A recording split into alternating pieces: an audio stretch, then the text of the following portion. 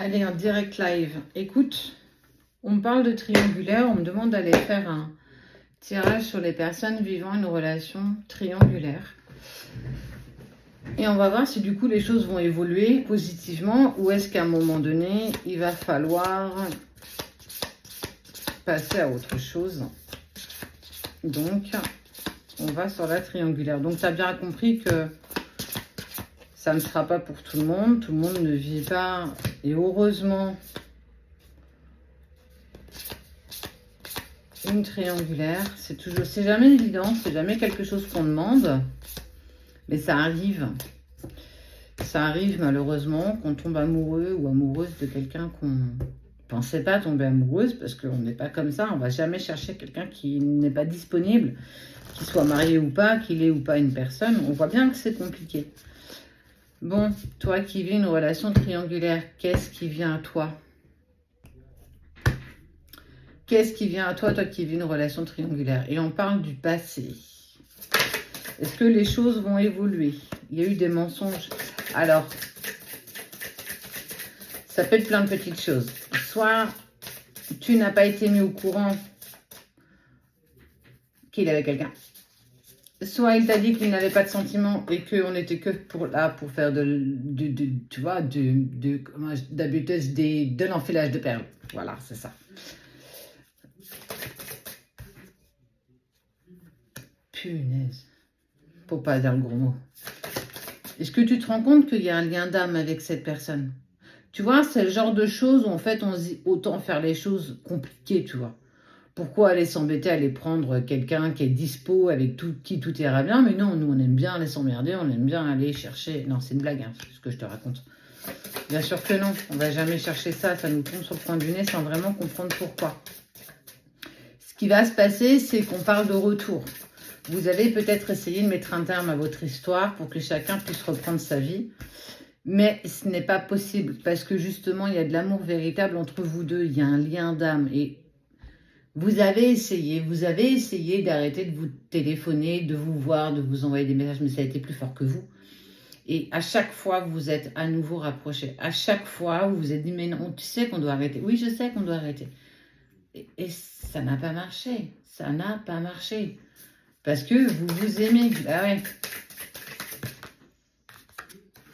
Qu'est-ce qu'il t'aime? Je crois il vibre quelque chose avec toi qu'il n'a jamais connu auparavant. Ouais, c'est chaud patate quand même. Quoi qu'il en soit, on part quand même d'une bonne nouvelle. Réconciliation. Alors, ça règle pas les choses, je suis bien d'accord avec toi. Ça règle pas ce qui s'est passé. Ça règle pas vos différences. Ça règle pas ce qui se passe dans la matière. Ce moment viendra peut-être où vous arriverez à prendre une décision qui vous permettra soit d'avancer ensemble, soit d'avancer séparément. Mais on voit bien que l'amour au jour d'aujourd'hui est plus fort que tout ce que vous pouvez traverser de problématiques dans votre vie, en lien avec la relation tierce, en lien avec tout ce qui se passe dans vos vies. Vous vous laissez porter, toi et l'autre, par cet amour, par cette alchimie que vous avez. Oui, il y a de la culpabilité parce qu'on sait que c'est pas bien. Oui, il y a de la culpabilité parce que c'est pas cool. Mais est-ce que c'est nous qui décidons de qui on tombe amoureux? Je ne crois pas.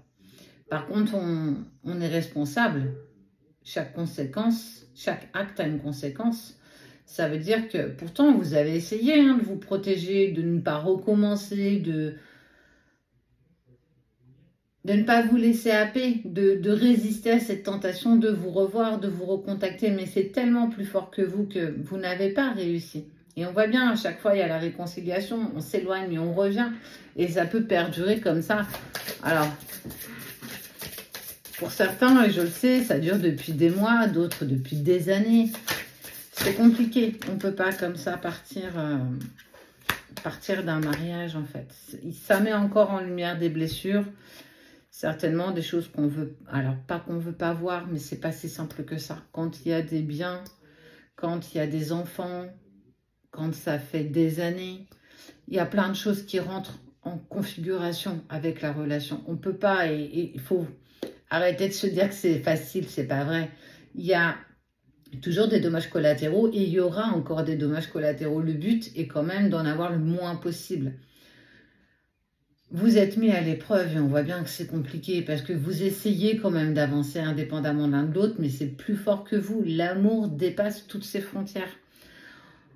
Pour le moment, vous arrivez encore à laisser toutes ces difficultés de côté, mais vous y êtes quand même confronté de temps à autre, ce qui fait que vous vous éloignez, mais que vous vous rapprochez parce que vous avez encore besoin l'un de l'autre.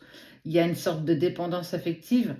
Ouais, c'est un peu chaud, mais j'ai envie de dire, toi et cette personne, même s'il y a encore cette triangulaire, c'est pas encore terminé. Il y a encore des choses à expérimenter, encore des choses à vivre. Fais attention à ne pas trop souffrir de cette relation quand même, parce que c'est accepter d'avoir des miettes, parce que pour le moment, on ne peut pas avoir plus. Mais fais vraiment attention, préserve-toi quand même malgré tout.